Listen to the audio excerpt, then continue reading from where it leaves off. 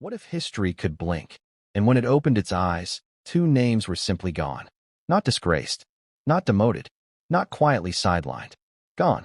Before we continue, please hit the like button, subscribe to the channel, and turn on the notification bell for updates. Imagine waking up to headlines screaming that the royal family has just made a tragic, irreversible announcement.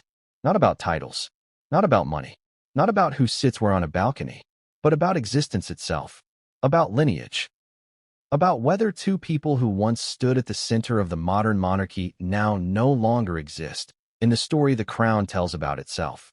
That's the question tearing through social media, group chats, and late-night newsrooms right now. And it's why you're here. Because this story isn't just about Harry and Meghan.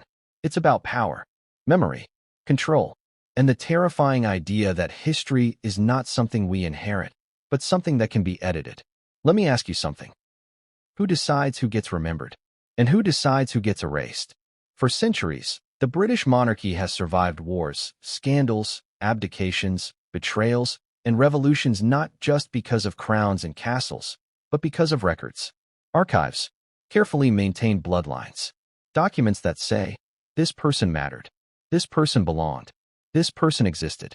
Now imagine those records changing, not loudly, not with trumpets or declarations, but quietly, behind closed doors.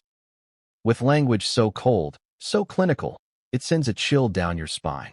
They no longer exist in the lineage. That sentence alone is enough to stop you in your tracks. Because lineage is everything to a monarchy. It's not metaphorical. It's not symbolic. It's the backbone of legitimacy. The invisible thread connecting past kings to future heirs. To say someone no longer exists in that chain is to suggest something far more final than exile. It suggests removal from the story itself. And here's where things get even more unsettling. This didn't come with a grand press conference. No flashing cameras. No dramatic royal procession. Just whispers. Carefully worded briefings. A sudden shift in language. And an eerie silence where clarification should be. Silence, in royal terms, is never accidental. Think back to previous royal crises. Abdications were explained. Divorces were contextualized. Even scandals, when explosive enough, were eventually acknowledged. But this feels different. This feels permanent. And that's why people are panicking, speculating, and asking questions that feel almost forbidden. Can a reigning monarch rewrite the family narrative? Can blood be acknowledged yet officially ignored? Can history itself be curated like a museum exhibit, some artifacts displayed, others locked away forever? Here's the contradiction that sits at the heart of this moment. On the surface, we're told the modern monarchy is about transparency, about relevance, about adapting to a changing world. But beneath that polished message is an institution that has always understood one brutal truth. Control the story, and you control reality. And nothing controls the story more than the archives. Royal archives aren't dusty libraries open to the public. They are living instruments of power. They decide how future generations understand the past. What is emphasized? What is minimized? And, in the most extreme cases, what is quietly omitted? So when whispers emerge that changes are being made, not to press releases, not to public appearances, but to the foundational records themselves, it sends shockwaves through historians, royal watchers, and even insiders who thought they'd seen everything. Because this is not about feelings. This is about permanence. Let's slow down for a moment. Why now? Why would such a drastic step even be discussed at this point in history? Years after the initial fallout. Years after the interviews, the relocations, the statements, the counterstatements. Why reopen old wounds instead of letting time do what it usually does? Soften, blur, forget? That's one of the most important questions in this entire story. And it leads to an uncomfortable possibility. What if this isn't about the past at all? What if it's about the future? About drawing a line so clear, so definitive, that there can be no confusion for generations to come. About signaling. Not just to the public, but to the institution itself, where the boundaries now lie. Because here's something most people don't think about. Every monarch inherits not just a crown, but unfinished business, unresolved tensions, choices their predecessors avoided. And sometimes, they feel compelled to close chapters that were never truly closed. Decisively, even harshly, especially if they believe ambiguity is more dangerous than outrage. Now ask yourself this. If you were sitting on the throne, watching the monarchy navigate an era of declining trust, relentless media scrutiny, and internal division, would you choose compromise? Or would you choose clarity? That's the emotional battlefield at the center of this alleged announcement. Duty versus compassion. Stability versus inclusion. Tradition versus evolution. And no matter where you stand, one thing is undeniable. This decision, real, rumored, or strategically framed, has struck a nerve because it touches something primal. The fear of being erased. Not forgotten over time. Not misunderstood. But deliberately removed. As if your chapter never existed. As if your presence was a mistake someone is now correcting. That fear resonates far beyond palaces and titles. It's human. And that's why this story feels tragic, even to people who claim they're tired of royal drama. Because tragedy isn't always loud. Sometimes it's administrative. Sometimes it's phrased in legal language. Sometimes it's hidden behind phrases like archival restructuring or lineage clarification. And sometimes, the most devastating decisions are made with pens, not proclamations. But here's where the tension tightens. Because not everyone agrees on what this language actually means. Some insist it's symbolic, a formal distancing, a way of clarifying roles without rewriting biology. Others argue that symbolism is exactly how monarchies exercise power. That what's written matters more than what's lived. And then there are those who believe something far more drastic is underway. That this isn't just about removing names from certain documents. That it's about redefining the official narrative of the house itself. And that brings us to the most chilling question of all. If the monarchy can do this once, what stops it from doing it again?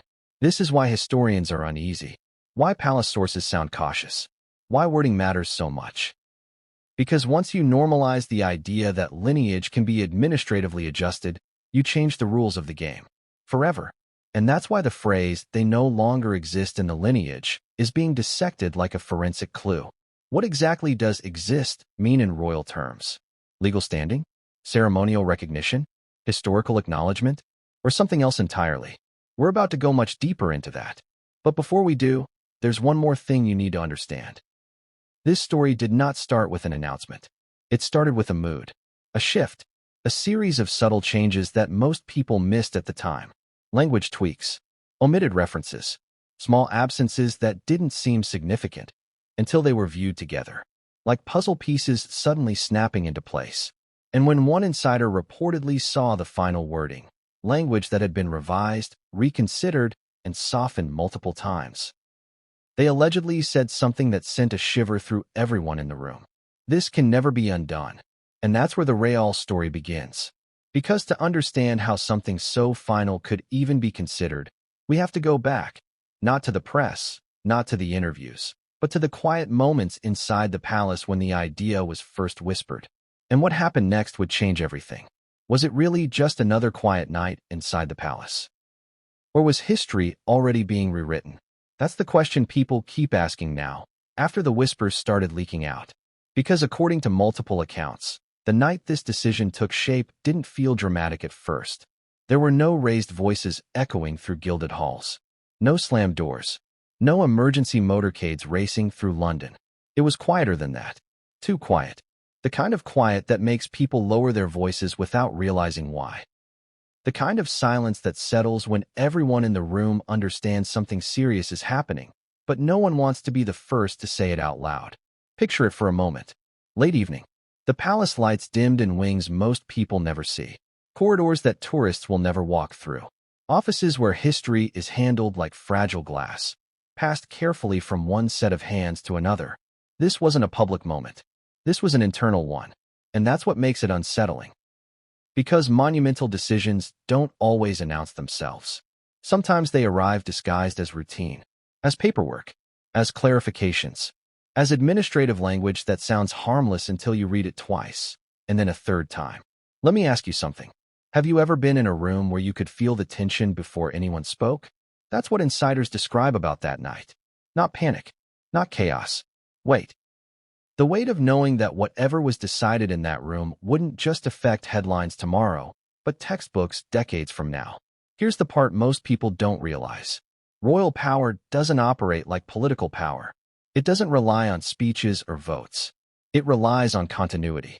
on ritual, on records that stretch back hundreds of years, on the idea that the past, present, and future are seamlessly connected. And those connections live on paper, in archives, in lineage charts, in official histories that future monarchs inherit along with the crown. So when a late-night meeting happens involving archivists, legal advisors, and senior palace officials, not press secretaries, not communications teams, it raises eyebrows. Because that's not about optics. That's about structure. According to those familiar with the process, the discussion didn't begin with names. It began with language, specific phrases, how certain relationships should be referenced, how certain branches of the family should be contextualized, how future documentation should reflect current realities. At first glance, it sounded procedural, almost boring. But here's where things start to feel strange. Someone reportedly asked a simple question. If we change the wording here, what does that imply there? And the room went quiet. Because implications are dangerous inside an institution built on precedent. One small adjustment in language can ripple outward, affecting how entire generations are categorized, remembered, or quietly sidelined. This is where contradictions began to surface. On one hand, the monarchy insists it doesn't rewrite history. On the other, it constantly curates it, emphasizing certain narratives, softening others, choosing what gets spotlighted and what fades into footnotes. So where's the line? That's the debate that allegedly unfolded behind closed doors. And it wasn't emotional at first. It was technical, which is often how the most emotional decisions begin. One source described stacks of documents laid out on a long table. Old charts, revised drafts, notes scribbled in margins, versions marked for discussion, and others labeled not final. Nothing dramatic, just paper. But paper carries power, because once something is written into an official archive, it becomes truth by default, even if that truth is selective. And this is where the phrase that's now circulating began to form, not all at once, but piece by piece. They no longer exist in the lineage. At first, it wasn't phrased like that. It was softened, qualified, surrounded by legal disclaimers and explanatory clauses. But as revisions continued, the language became cleaner, sharper, more definitive, and that made some people deeply uncomfortable. Imagine being the person tasked with safeguarding continuity, suddenly faced with wording that implies a break, a severing, a deliberate gap where a connection once existed. Would you question it? Or would you assume someone above you had already made the call? That's the dilemma palace insiders face all the time. Hierarchy discourages hesitation. Deference is baked into the culture. When something comes down from the top, it's not meant to be debated, only implemented. Still, hesitation crept in, not because of personal loyalties, but because of precedent.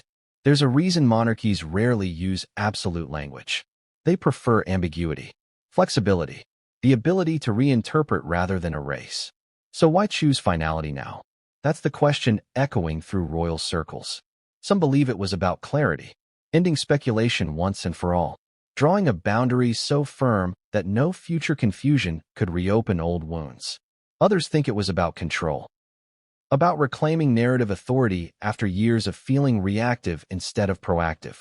And then there are those who suspect something else entirely, that this was about legacy management. Because here's an uncomfortable truth. Every monarch eventually confronts the question of how they will be remembered, not just personally, but institutionally.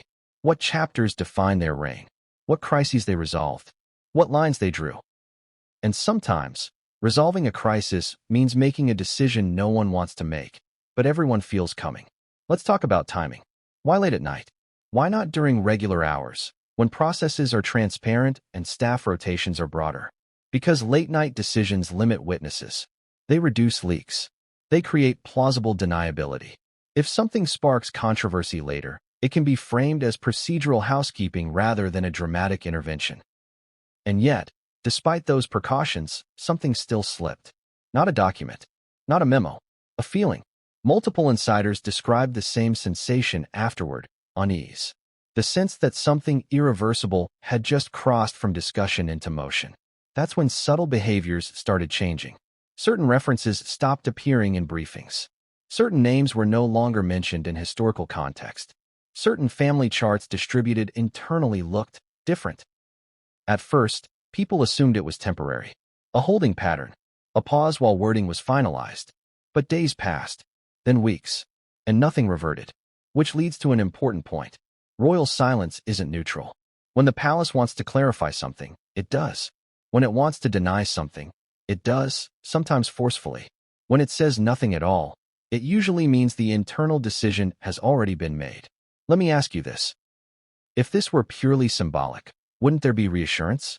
Wouldn't there be language emphasizing unity, continuity, compassion? Instead, what people noticed was restraint, careful phrasing, a refusal to elaborate. That restraint has fueled speculation far more than any statement could have, because humans fill silence with meaning. And in the absence of clarity, imaginations run wild. But here's where the story gets even more complex. Not everyone in the palace hierarchy was comfortable with how quickly things progressed. There were reportedly moments when drafts were pulled back for reconsideration, when wording was softened, then sharpened again, when advisors warned about long-term consequences, legal, historical, emotional. And yet, the momentum continued. Why? Because once an institution decides ambiguity is riskier than backlash, it tends to choose decisiveness, even if that decisiveness feels cold, even if it feels cruel, especially if it believes the alternative is perpetual instability. Now think about this from another angle. Imagine being someone whose job it is to preserve history, not judge it, not reshape it, but protect it, to ensure that future generations can trace continuity accurately. How would you feel if you were asked to oversee language that implies deliberate omission? That's where internal resistance allegedly surfaced. Quietly, subtly, questions asked in private, concerns raised for the record, requests for clarification that were met with non-answers. Because when power moves quietly, it doesn't invite debate. It expects compliance. And here's the chilling part. One person reportedly requested written confirmation, explicit authorization, before proceeding with certain archival changes. They wanted proof that this wasn't a misinterpretation, that this wasn't an overreach. And what they received wasn't a detailed explanation. It was a directive, clear, final, which brings us back to that moment someone described earlier. The moment when the final wording was reviewed, when all the qualifiers were gone, when the sentence stood alone. They no longer exist in the lineage. No emotional cushioning, no footnotes, just permanence. That's when someone is said to have whispered, almost involuntarily, this can never be undone. Because once something enters the archive in that form, reversing it isn't just administratively difficult. It's symbolically explosive. It would require admitting error, acknowledging overreach, reopening wounds the decision was meant to seal. Monarchies don't like reversals. They prefer evolution without apology. So if this line truly crossed from draft to implementation, it suggests something profound. That the people in charge believe the cost of inclusion had finally outweighed the cost of exclusion. And that's a terrifying calculation, because it raises questions no one wants to answer. What happens to identity when institutions deny it? What happens to history when it's curated too aggressively? And what message does this send to everyone watching, inside and outside the royal bubble? But here's the twist. Despite all the quiet finality, not everyone accepted the decision without reaction. Some reactions were silent, others weren't. And one response, in particular, caught insiders completely off guard, because it came from a place no one expected. And once that reaction surfaced, it became clear that this story was far from over. What does it really mean to be erased? Not ignored, not sidelined, not quietly left out of a photo. Erased. That's the word people keep circling back to, because it sounds absolute, violent even. And yet, inside royal systems, erasure doesn't happen with a dramatic slash of ink. It happens through definitions, through classifications, through language that feels neutral until you realize how much power it carries. So let me ask you this. When the monarchy says someone no longer exists in the lineage, are they talking about blood, or are they talking about something far more important? To understand why this phrase has sent shockwaves through historians and palace insiders alike, you have to understand one thing first. Lineage in royal terms is not the same thing as family. Family is emotional. Lineage is institutional. Family can fracture, reconcile, argue, and forgive. Lineage is colder, more precise, It exists to answer one question and one question only. Who belongs in the chain that defines legitimacy? And that chain is everything. Lineage charts aren't just diagrams. They're roadmaps of power. They decide succession, precedence, ceremonial roles, and historical narrative. They determine who is taught about in schools, who.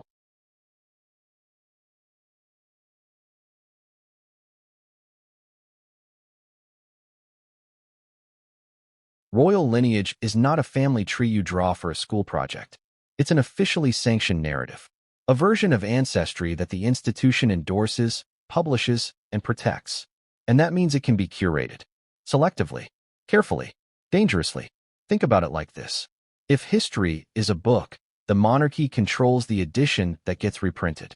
Chapters don't disappear because they never happened.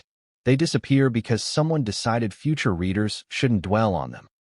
Now, let's address the elephant in the room. If this language truly applies to Prince Harry and Meghan Markle, then the implications stretch far beyond personal fallout. Because Harry's position isn't symbolic. He was born into the line, not adopted, not married in, born, which raises an uncomfortable question. Can a monarchy administratively redefine birthright? Officially, no one says that out loud. But unofficially, institutions redefine things all the time by changing what they acknowledge.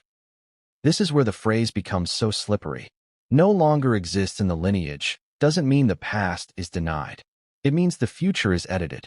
And that distinction matters. Because lineage is primarily forward-facing. It tells future generations who mattered, who shaped continuity, who belong to the story that leads to them. Erase someone from that narrative, and you don't just change how they're remembered. You change how everyone after them understands themselves. That's why historians are uneasy. Because this isn't just about two individuals. It's about precedent. Once an institution demonstrates it's willing to redraw the official map, it signals that inclusion is conditional. And conditional inclusion is a form of power. Now let's talk about symbolism.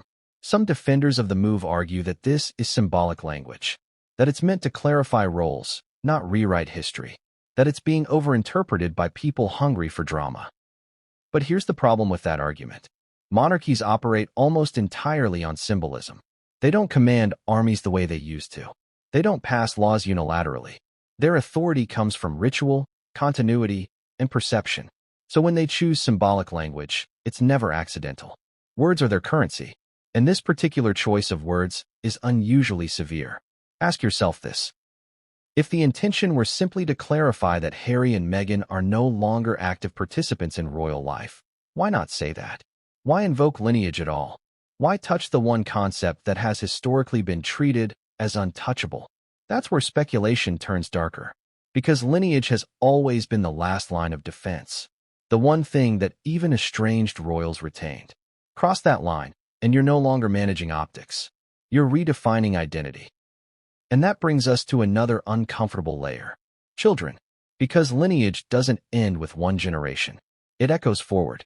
If someone no longer exists in the recognized lineage, what does that imply for their descendants? Are they acknowledged privately but omitted publicly? Included biologically but excluded institutionally? Recognized as family but not as history? Those questions don't have easy answers. And the fact that they're being asked at all suggests how destabilizing this move could be. Now let's shift perspective. Imagine being a future royal child, looking back at archival records. You see names, titles, portraits, and then gaps, missing branches, unexplained absences. What do you think that does to your understanding of the institution you inherit? It creates myths, rumors, stories whispered rather than documented. Ironically, attempts at erasure often amplify curiosity. They don't silence it. And that's why some insiders worry this decision could backfire. Because the more you insist someone doesn't exist, the more people ask why. Why go this far? Why choose such final language? Why not leave ambiguity, which monarchies usually prefer? That question brings us back to intent. Some believe this is about drawing a hard boundary for the sake of institutional survival. About signaling to future generations that stepping outside the system has irreversible consequences. Others believe it's about closure, about ending a chapter that has consumed energy, attention, and goodwill for too long. And then there are those who believe it's personal. that it reflects the worldview of a monarch determined to leave behind a simplified narrative, a cleaner lineage, a story without unresolved tension. If that's true, then this isn't just a bureaucratic move. It's a philosophical one, and it's happening under the reign of King Charles III, a monarch whose life has been defined by patience, delay, and eventual inheritance. Which makes this moment even more paradoxical, because someone who waited decades for the crown is now associated with a decision that suggests impatience with ambiguity, finality instead of flexibility, resolution instead of reconciliation. Is that coincidence? Or is it intentional? Now consider this. Royal archives aren't just internal tools. They're consulted by historians, referenced by governments, and used as authoritative sources. Once language like this enters the record, it doesn't stay contained. It influences how biographies are written, how documentaries are framed, how future monarchs understand their own legitimacy, which is why archivists are trained to be conservative, to resist absolutes, to avoid wording that can't be softened later. So if such wording truly made it through, it suggests either overwhelming confidence or a willingness to accept controversy as the price of control. And here's where the story takes another turn. Because while the public debates symbolism and meaning, something else was happening quietly behind the scenes. Something that suggested this decision wasn't as universally accepted as it appeared. Because not all resistance is loud. Sometimes it's procedural. Sometimes it's delay. Sometimes it's a refusal to move forward without explicit confirmation. And one such moment, small on the surface, but massive in implication, set off a chain reaction that insiders are still talking about. Because when someone questioned whether this language should ever be permanent, the response they received changed the atmosphere completely. And once that response circulated, it became clear that this wasn't just about defining the present. It was about locking in the future. And what came next would expose fractures no one expected to see. What if the moment everyone thinks caused the break wasn't the moment at all? That question sits at the center of this chapter, because one of the biggest misconceptions about this entire situation is the idea that it exploded suddenly. That one interview, one decision, one dramatic turning point. But insiders say the truth is far more unsettling. This didn't begin with a bang. It began with a drift. Slow, subtle, almost polite. And that's what made it dangerous. Let me take you back, not to the headlines you remember, but to the moments most people missed. The moments that felt insignificant at the time. The moments that only make sense now, when viewed together like pieces of a puzzle that was always forming in the background. Here's a question for you. Have you ever realized too late that a relationship didn't end suddenly? It just stopped being repaired? That's how palace sources describe the early phase of this fracture. There were no dramatic ultimatums at first. No declarations of war. Just small changes in tone. Slight shifts in access. Invitations that arrived later than usual. Conversations that grew more formal. Less warmth. More structure. And in a family where structure already dominates everything, that shift mattered. At the time, many dismissed it as adjustment. Growing pains. The monarchy adapting to modern pressures. After all, royal households have always evolved. New generations bring new expectations. New spouses bring new dynamics. But something felt different this time. Not hostile.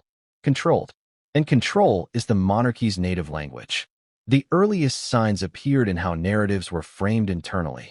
Not publicly, but in briefing documents, planning notes, and historical context memos. Subtle phrasing choices. Passive constructions. The removal of emotional language in favor of institutional terms. Instead of family, documents began favoring the institution. Instead of support, the word alignment appeared more frequently. That might sound trivial. It wasn't, because language signals priorities, and priorities signal outcomes. Now let's address the contradiction that's often ignored.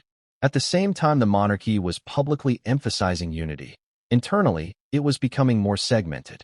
Roles were being clarified, boundaries drawn, expectations formalized, and formalization is often the prelude to exclusion. Not because exclusion is inevitable, but because systems don't like ambiguity.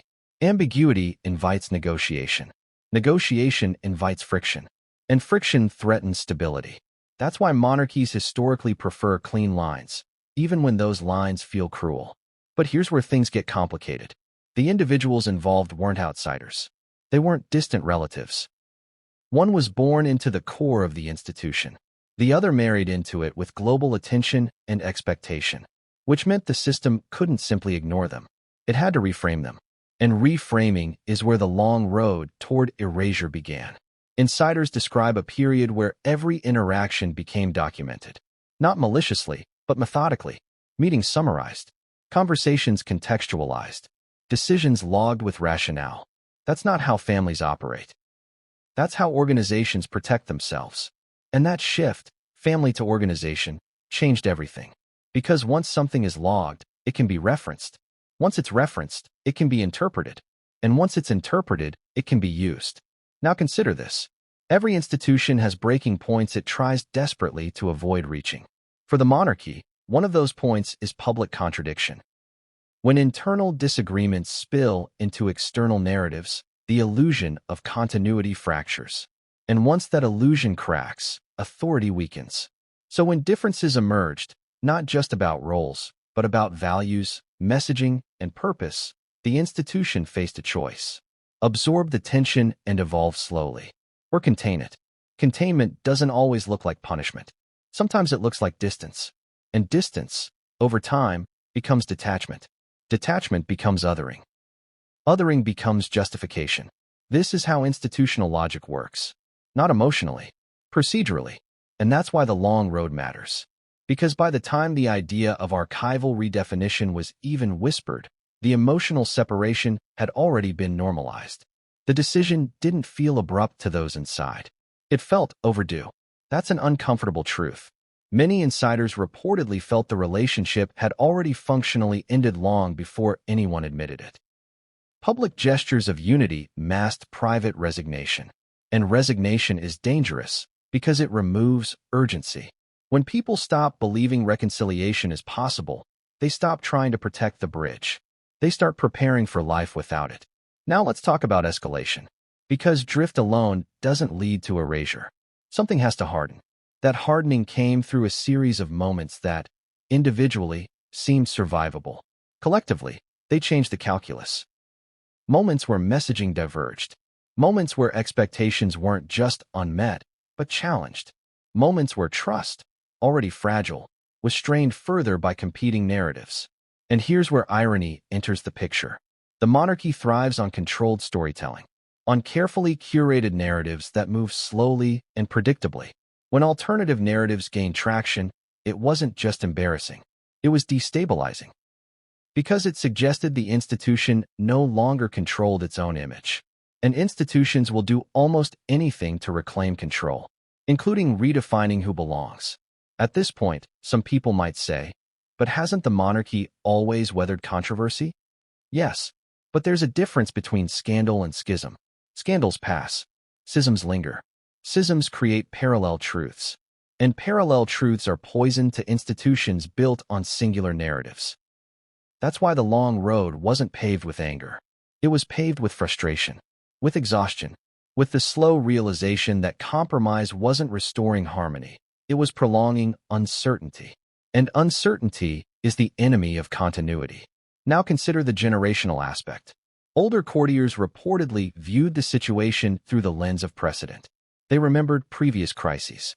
They trusted time to dull the edges. Younger advisors, however, were more alarmed. They understood the speed of modern media, the permanence of digital narratives, the impossibility of waiting it out when every silence is interpreted as strategy.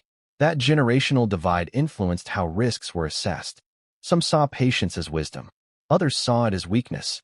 And when institutions feel weak, they overcorrect. Which brings us to the moment insiders describe as the turning point.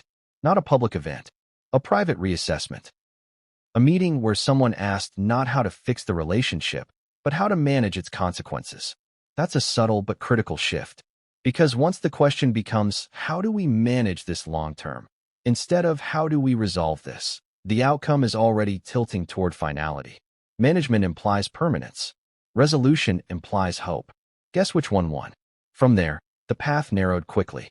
Options were evaluated not on emotional grounds, but on institutional impact. What creates clarity? what minimizes future disputes, what sends a message without requiring ongoing negotiation. And eventually, the unthinkable entered the conversation, not as a threat, but as a possibility. Redefinition, not exile, not punishment. Redefinition, language that would settle questions before they could be asked. Language that would draw a line so clean, future generations wouldn't have to debate it. At first, even that idea was treated cautiously, tested hypothetically. What if references were minimized? What if certain charts were simplified? What if lineage presentation focused strictly on active continuity? Each what if edged closer to a conclusion that once would have seemed impossible. And that's how institutions change, not through dramatic revolutions, through incremental acceptance of ideas that once felt extreme. By the time the wording reached the archives team, it didn't arrive as a shocking proposal. It arrived as the logical next step in a process years in the making. That's what makes this so unsettling.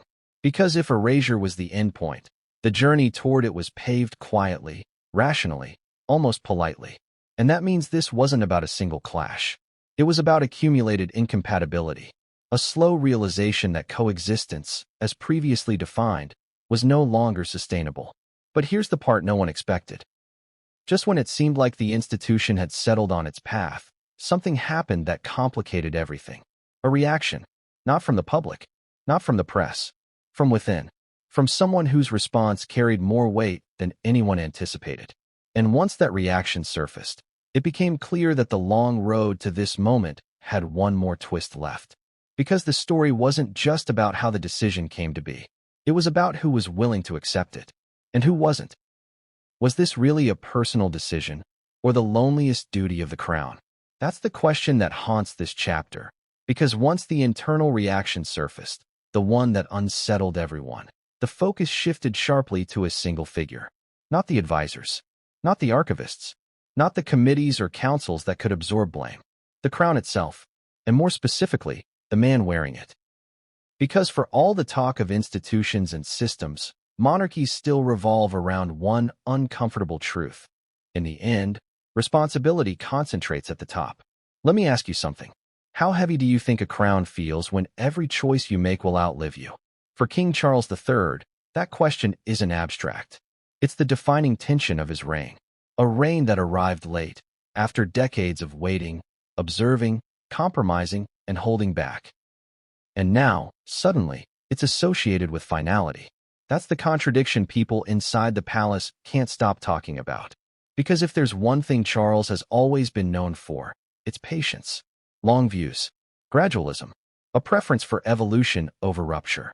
So why does this moment feel so decisive? To understand that, you have to understand the psychological weight of inheritance. Charles didn't just inherit the crown. He inherited unresolved fractures. Years of accumulated tension that had been managed, deferred, or softened by a predecessor who ruled for so long that continuity became synonymous with stability. But continuity can also become avoidance. And when avoidance ends, reckoning begins. Insiders describe Charles as deeply aware of history, not just as a student of it, but as someone acutely conscious of how he will be placed within it. His reign was never expected to be long. That reality changes the calculus of decision-making. When time feels abundant, ambiguity feels safe. When time feels finite, clarity becomes urgent. That's the first emotional pivot many believe shaped this moment. Not anger, urgency. There's a difference. Anger seeks release. Urgency seeks resolution. And resolution often demands lines in the sand. Here's another uncomfortable truth. Every monarch must eventually decide which battles define them. Some are defined by wars, others by reforms, some by restraint, and some, quietly, controversially, by what they choose to end. For Charles, insiders suggest this wasn't about punishing anyone. It was about closing a chapter that had come to dominate the narrative of the institution at a time when he believed focus needed to shift. Shift to what? Legacy, stability, a clear future path. But clarity has a cost, and that cost is often compassion. People close to the process describe moments of genuine hesitation.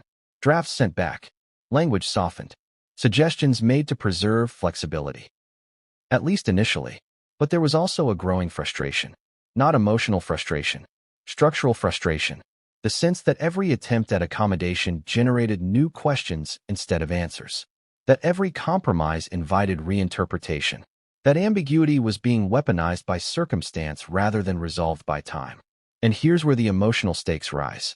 Because for a monarch, indecision isn't neutral. It signals weakness. And weakness, in an institution built on authority, is dangerous.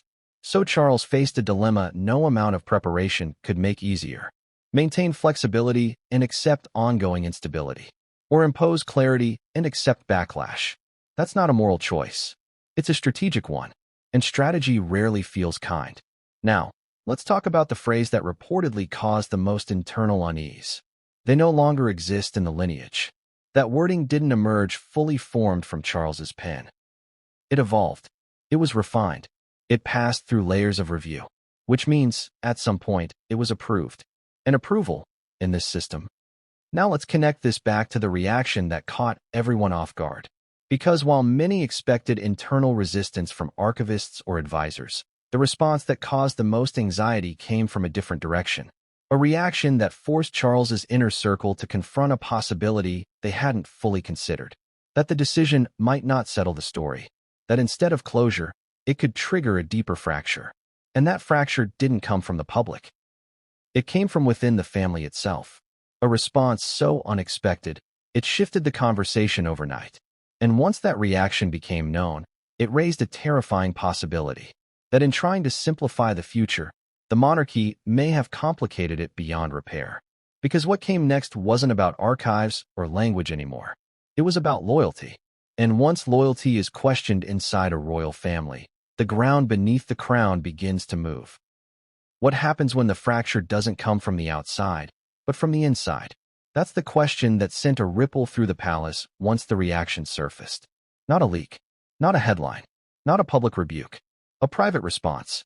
Quiet, measured, and utterly destabilizing to those who thought the decision would finally bring order. Because institutions can brace for backlash from the public. They're trained for it. They are far less prepared for dissent that comes from blood. Let me ask you something. Which is more dangerous to a monarchy? Outrage in the streets, or doubt at the dinner table?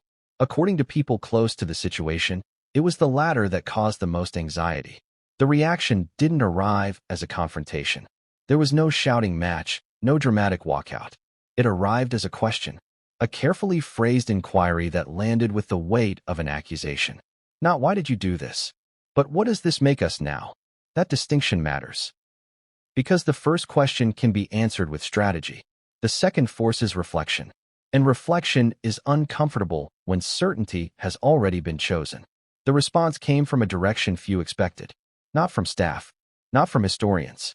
Not from legal advisors who had already voiced their concerns and been overruled. It came from within the family. From someone whose loyalty to the institution was never in doubt. Someone who had spent years embodying stability, discretion, and continuity. And that's why it shook people. Because when those who are usually silent speak, even softly, it signals a deeper problem. According to insiders, the concern wasn't framed as opposition. It was framed as consequence. What does it mean for the family narrative if lineage becomes conditional? What precedent does this set for future disagreements? And how will this be explained to the next generation? Those questions don't accuse. They unsettle. And once they were raised, they couldn't be unheard. Now, here's where things get complicated. Royal families don't operate like normal families. Disagreements aren't just personal, they're political. Every reaction is analyzed for ripple effects. Every emotion is weighed against optics. So when this internal reaction occurred, it triggered a rapid reassessment, not of the decision itself, but of its containment. Because once doubt appears inside, it threatens to spread. And spread is the enemy of control. People close to the process describe a sudden tightening. Fewer conversations, more compartmentalization, a renewed emphasis on confidentiality. Not because the decision was in danger of being reversed, but because the narrative was at risk of fracturing. This is an important distinction. Reversal was never seriously considered at this stage. The language had gone too far. The administrative machinery had already moved. Undoing it would require not just changing documents, but admitting miscalculation. Monarchies rarely admit miscalculation. What they do instead is double down on coherence, which is exactly what happened. But doubling down doesn't erase internal discomfort. It just pushes it underground. And underground tensions don't disappear. They mutate. Let's talk about loyalty. Loyalty inside royal systems is complex. It's not blind obedience. It's allegiance to continuity, to the idea that the institution must outlast individuals. That's why dissent is often framed not as disagreement, but as concern for stability. And that's how this reaction was framed, not as rebellion, as warning. A warning that erasure, once normalized, becomes a tool, and tools get reused. Today, it's one branch of the family. Tomorrow, who knows? That fear, quiet but potent, started circulating in whispered conversations, not accusations, hypotheticals. What if future conflicts arise? What if public opinion shifts again? What if lineage becomes something that can be edited whenever it's inconvenient? Those questions undermine the very premise of inherited legitimacy. And that's dangerous territory, because monarchies don't justify themselves through merit or election. They justify themselves through continuity. Break continuity too aggressively, and you weaken the foundation you're trying to protect.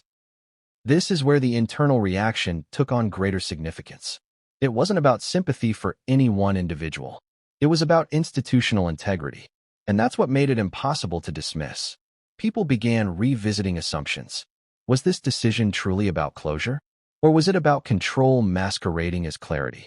And if it was the latter, what did that say about the direction of the reign? The answers weren't comforting. Now let's talk about silence again. After the reaction, there was no public adjustment, no softening of language, no additional context provided. On the surface, nothing changed. But beneath that surface, behavior shifted. Certain discussions were postponed. Certain briefings delayed. Certain future plans quietly reconsidered. Not reversed. Reconsidered. That's a subtle but important distinction, because it suggests that while the decision stood, its implications were still being grappled with. And that grappling revealed something unexpected, that the act of erasure didn't simplify matters. It complicated them. Instead of closing the chapter, it reopened questions the institution thought it had already answered. Questions about identity, about belonging, about what it means to be inside or outside a family that defines itself through lineage. And here's where the emotional weight becomes unavoidable. Imagine being a family member watching this unfold, not directly involved, not publicly targeted, but suddenly aware that inclusion has conditions you never had to consider before. That awareness changes relationships. It introduces caution where there was trust, calculation where there was assumption. People begin to ask themselves, what protects me? In a monarchy, the answer is usually blood. But if blood can be symbolically reclassified, then protection feels less certain. That's why this reaction mattered so much. It exposed a crack in the emotional architecture of the family. Not wide, but deep. And cracks in foundations don't announce themselves with noise. They show up later, under pressure. Now, let's address a potential misconception. This wasn't a revolt. No one threatened resignation. No one demanded reversal. No one went public. But the absence of open conflict doesn't mean harmony. It means unresolved tension. And unresolved tension is dangerous precisely because it lingers. It influences future decisions, shapes alliances, alters trust. In other words, it rewires the family dynamic. Which brings us to a critical turning point. Because once internal loyalty is questioned, even quietly, the institution begins to look for ways to reinforce it. And reinforcement often takes the form of messaging. Unified messaging. Clear lines. No ambiguity. That's when the palace began preparing for something else. Not another decision. A justification. Because even if the public never hears the internal debate, the institution needs a story it can tell itself. A narrative that frames the decision not as exclusion, but as necessity. Not as erasure, but as evolution. And that narrative was already being drafted. Carefully. Strategically. With an eye toward history. But here's the problem. Narratives crafted under pressure often reveal more than intended. They contain tells, inconsistencies, overcompensations. And when those narratives eventually surface, through leaks, memoirs, or historical analysis, they invite scrutiny. Which is why some insiders grew even more uneasy. Because the more the institution tried to lock down the story, the more it risked creating one too rigid to adapt later. And adaptability is survival. Now, let's talk about the next ripple. Because the internal reaction didn't stay contained to one conversation. It influenced how other members interpreted the decision. Some saw it as necessary discipline. Others saw it as a warning shot. And that divergence of interpretation is where real fractures form. Because once people disagree on what a decision means, unity becomes performative rather than genuine. That's when alliances shift quietly. That's when silence becomes strategic. That's when people start thinking 2 steps ahead instead of standing together in the present. And that's exactly what began happening. Not loudly, but perceptibly. And it led to an unexpected outcome. The very act meant to draw a firm boundary ended up creating a gray zone inside the family itself. A zone of uncertainty. And uncertainty is corrosive because it invites speculation, not just from the public, but from those living inside the system. Now here's the final twist of this chapter. As the palace worked to contain internal unease and present a unified front, something else was brewing. Something external. Something that threatened to intersect with this internal fracture in ways no one had fully anticipated. Because while the institution focused on archives and lineage, another force was preparing to weigh in. A force the monarchy has always struggled to control. Public perception. And once perception starts aligning with internal doubt, containment becomes impossible. Because the next phase of this story wouldn't be shaped behind closed doors. It would unfold in the open. And when that happened, the silence that once protected the palace would turn against it. Because what came next wasn't about loyalty or language anymore. It was about exposure. And once exposure begins, no institution, no matter how ancient, remains untouched. What happens when silence stops protecting you and starts incriminating you? That's the moment this story crossed a line no one inside the palace could control anymore. Because once internal doubt met external perception, the carefully sealed world of archival language and private justification collided with something far messier. The public imagination. And unlike institutions, public imagination doesn't wait for footnotes. Let me ask you this. Have you noticed how quickly a story changes once people feel they're being kept in the dark? That's exactly what began happening. At first, the outside world sensed something was off, but couldn't quite articulate it. There were no explosive press releases, no dramatic confirmations, just a strange absence where reassurance usually lives. And absence invites interpretation. Royal watchers noticed shifts in phrasing. Historians noted omissions. Commentators began asking questions that weren't being answered, not aggressively, curiously. And curiosity is dangerous because it doesn't burn out quickly. It grows. The first wave wasn't outrage. It was confusion. What does this mean? Why use that language? Is this symbolic or something deeper? Those questions circulated quietly at first, mostly among analysts and longtime observers who know how carefully the monarchy chooses its words. Because here's the thing. When the palace wants to be vague, it knows how. It has centuries of practice. Ambiguity is one of its core survival tools. So when language appears unusually stark, people notice. And they start reading between the lines. That's when the narrative began slipping. Not dramatically, incrementally. One article questioned terminology. Another compared historical precedent. A third highlighted the lack of clarification. Individually, harmless. Collectively, destabilizing. Because together, they formed a pattern. And patterns are what institutions fear most, because patterns imply intent. Now let's talk about contradiction. At the same time this language was circulating, the monarchy continued presenting itself as modern, compassionate, and forward-looking, focused on healing, unity, and service.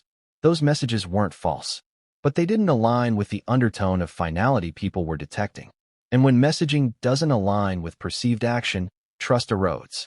Not instantly, gradually. Think about it.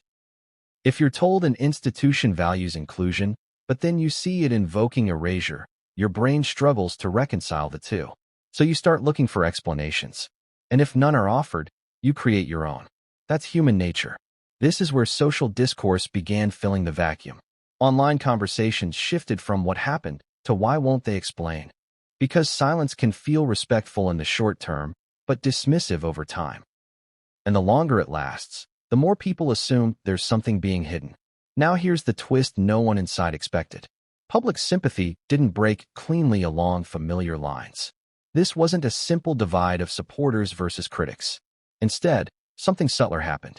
People who had previously been indifferent started paying attention, not because they were invested in family drama, but because the implications felt bigger. Erasing someone from lineage isn't celebrity gossip. It's a statement about power. And power, when exercised quietly, makes people uneasy. That unease crossed ideological boundaries. Some saw it as necessary discipline. Others saw it as institutional overreach. Many simply felt unsettled by the idea that history could be administratively curated. And once that discomfort set in, the story stopped being about individuals. It became about precedent. Let me ask you something.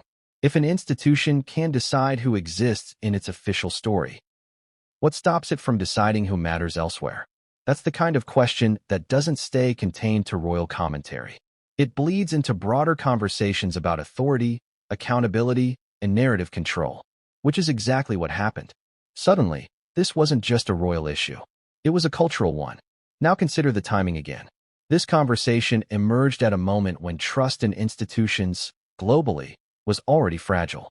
People are more skeptical, more alert to language, more sensitive to perceived manipulation.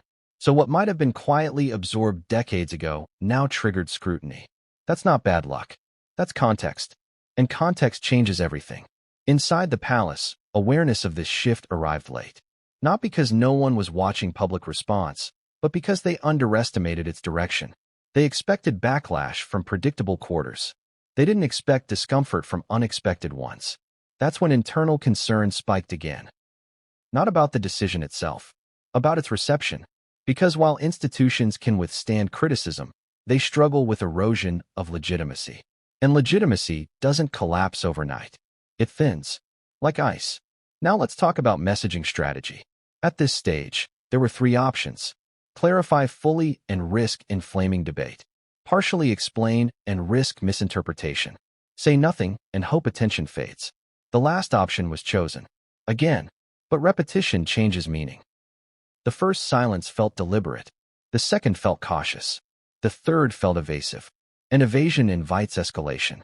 This is where commentators began digging deeper into historical parallels, comparing how previous disputes were handled, noting how rarely lineage itself was invoked. Those comparisons didn't accuse. They questioned. And questioning is far more destabilizing than accusation. Because accusations can be denied, questions linger. Meanwhile, inside the family, that internal fracture widened just enough to matter. Not enough to explode. Enough to complicate coordination. Because when everyone agrees, messaging is simple. When people privately disagree, messaging becomes strained. You start seeing mixed signals. Not contradictions, those would be obvious, but tonal inconsistencies. One voice emphasizes stability. Another emphasizes evolution. Another avoids the topic entirely. To the casual observer, that may look like nothing. To analysts, it looks like misalignment. And misalignment suggests unresolved tension. That's when the media narrative shifted again. From what does this mean to why does this feel unfinished? Because decisive actions usually come with decisive explanations. The absence of one implies either uncertainty or fear. Neither inspires confidence. Now here's where things accelerate. As public discourse intensified, so did the risk of leaks. Not malicious leaks. Clarifying leaks. The kind that emerge when someone believes the public deserves context. Those are the most dangerous kind. Because they're driven by conscience, not agenda. And conscience doesn't obey hierarchy. People started asking, will someone speak? Not officially. Informally. Off the record. That question alone changed behavior inside the palace. Because once you anticipate leaks, you start managing exposure, which leads to tighter controls. And tighter controls create more pressure. Pressure finds outlets. Always. This is where the story teeters. Because on one side, the institution is trying to preserve authority through silence and structure. On the other, public perception is filling the void with interpretation and doubt. Those two forces cannot coexist indefinitely. Something has to give. Either clarity emerges, or exposure does. And here's the part that unsettled insiders the most. The more the palace tried to present this as administrative housekeeping, the more people perceived it as moral judgment. Whether that perception was intended didn't matter. Perception becomes reality. And once the public starts framing an action as moral rather than procedural, the stakes escalate dramatically. Because morality invites judgment. Judgment invites accountability. And accountability is the one thing monarchies are least equipped to handle publicly. Now ask yourself, if you were advising the palace at this moment, what would you do? Explain and risk backlash? Or stay silent and risk suspicion? There is no safe option. That's the trap. And it's a trap created not by one decision, but by a series of choices that prioritized control over connection. At this point, even those who supported the decision privately began to worry about its execution. Not the substance, the optics. Because optics don't just affect popularity, they affect authority. And authority, once questioned, is difficult to restore. That's when contingency discussions reportedly began. Not about reversing the decision, about managing its aftershocks. What if documents surface? What if insiders speak out? What if future historians frame this as overreach? Those questions weren't hypothetical. They were imminent. And here's where the tension peaks. Because just as the palace was grappling with perception, another,